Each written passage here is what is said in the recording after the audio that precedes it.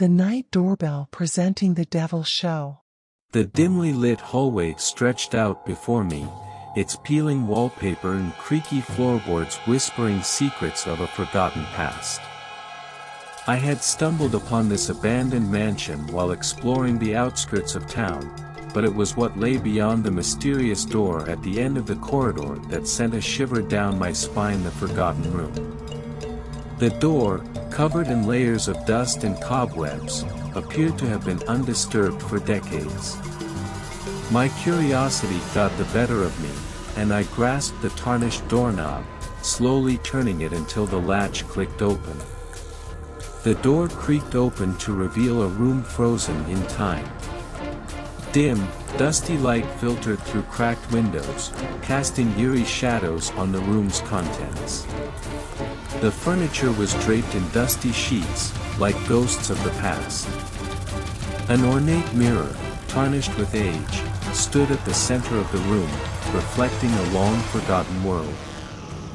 As I approached the mirror, I caught sight of a faded photograph tucked into the frame. It depicted a family, their smiles frozen in time, but their eyes betrayed a hint of sadness. Who were these people? What secrets did this room hold?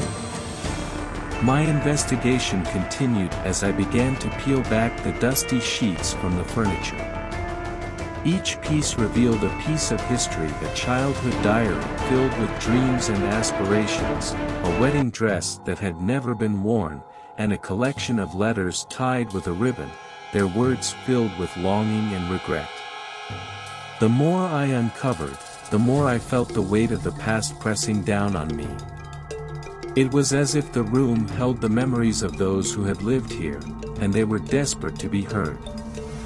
But there was one object that sent chills down my spine: an old, cracked porcelain doll that sat on a small chair by the window. Its eyes seemed to follow me as I moved around the room. As night fell, I couldn't tear myself away from the forgotten room. The air grew colder, and I could hear faint whispers in the distance. I knew I needed to leave, but my curiosity had turned into an obsession. I had to uncover the secrets hidden within these walls. Little did I know that my journey into the forgotten room would unlock a mystery that had been buried for generations, a mystery that would challenge my sanity and lead me down a dark and perilous path. The room held more than just memories; it held a chilling tale of betrayal, tragedy, and a desperate plea for redemption. The forgotten room had become a prison for the past, and I was its unwilling captive. As I delved deeper into the forgotten room's secrets, the whispers in the darkness grew more insistent, like the desperate cries of souls trapped in purgatory. I became consumed by the need to unravel the enigma that surrounded this place, no matter the cost. The old diary I had found became my guide, its pages filled with the intimate thoughts and confessions of the room's previous inhabitant, a woman named Eleanor.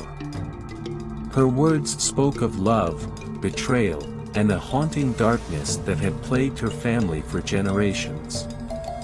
Eleanor's story unfolded like a tragic novel. She had been a young bride, full of hope, when she moved into this very house. But as I read on, it became clear that the house held a malevolent force that had torn her family apart. Her words hinted at a curse that had haunted them, a curse that demanded a sacrifice to appease its hunger.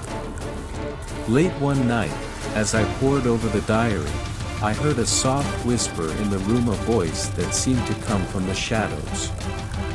"You should not be here," it hissed. Startled, I turned to find no one there. It was as if the very walls were speaking to me.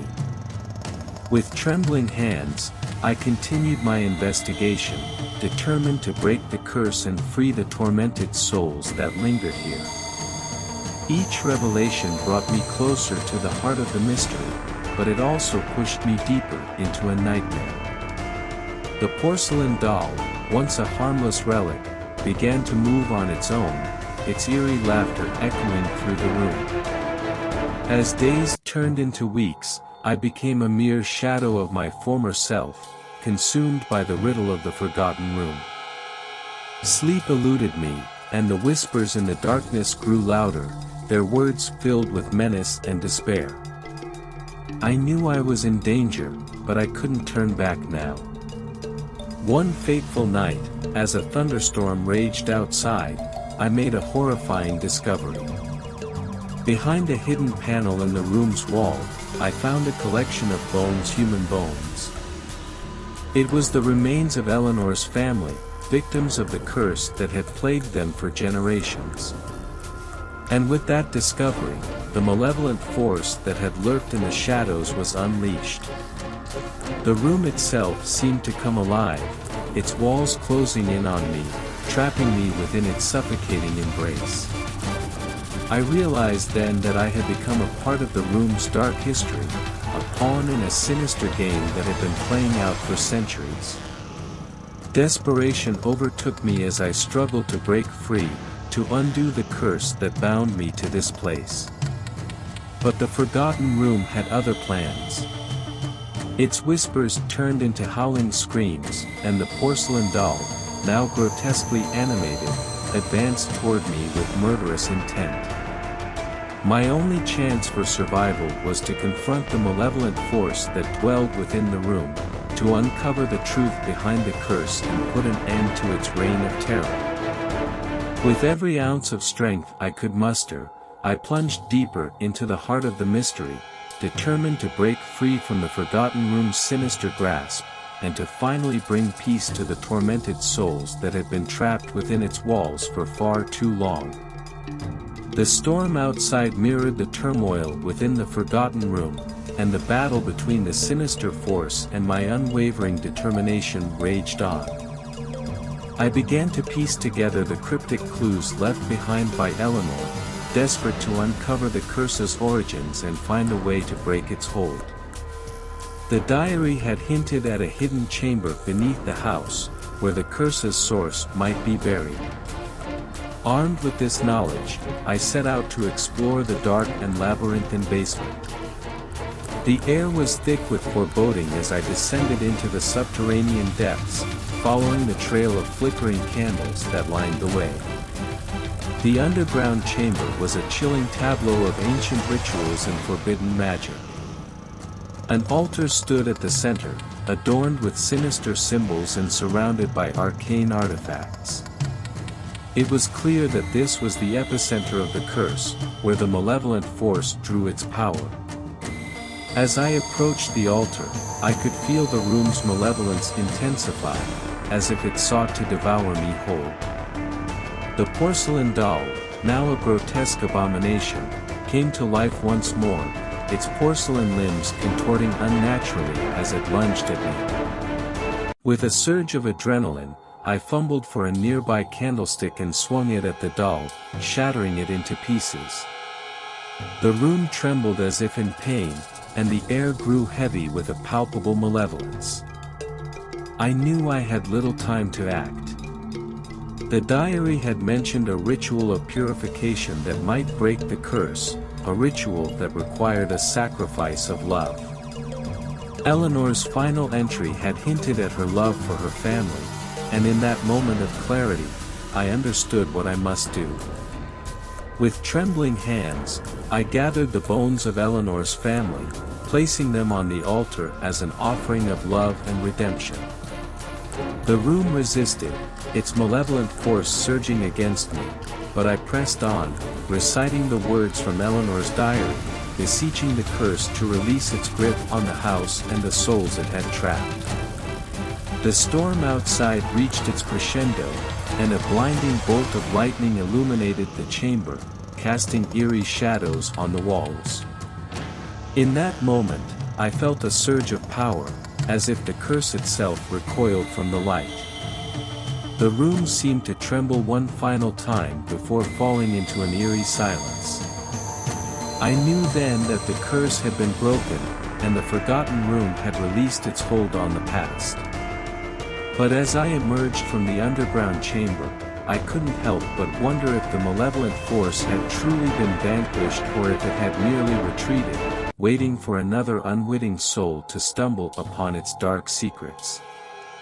Leaving the abandoned mansion behind, I carried with me the weight of the Forgotten Room's history, a history of love and betrayal, of darkness and redemption. The memories of Eleanor and her family would linger, but the curse that had bound them had been broken.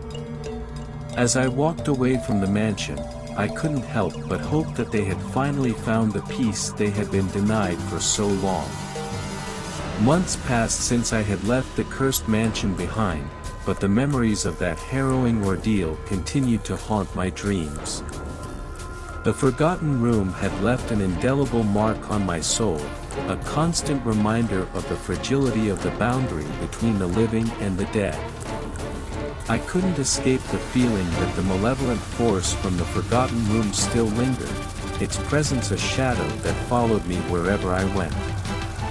The darkness I had encountered had not been vanquished entirely, and I knew that the curse's remnants could still pose a threat to anyone who crossed its path. Driven by a sense of responsibility, I immersed myself in research, delving into the history of the mansion and its previous inhabitants. The more I uncovered, the clearer it became that the curse had roots that extended far beyond what I had initially imagined. The key to truly breaking the curse lay in discovering the source of its malevolence, the origins of the dark magic that had bound the souls of Eleanor's family to the Forgotten Room. Clues pointed to a forgotten family secret, a tale of betrayal and forbidden desires that stretched back generations. With newfound determination, I embarked on a journey to trace the curse's lineage, seeking out descendants of Eleanor's family who might hold the missing pieces of the puzzle. Along the way, I encountered a network of individuals who had been touched by the curse's darkness, their lives forever entwined with the tragic history of the mansion. Together, we unraveled the threads of the past, unearthing long-buried secrets and untold stories of sorrow and despair. As we pieced together the puzzle, we uncovered a ritual, one that had been performed in the depths of the mansion to harness the power of darkness and gain immortality. With the knowledge of the ritual in hand, we returned to the abandoned mansion, determined to confront the malevolent force once and for all.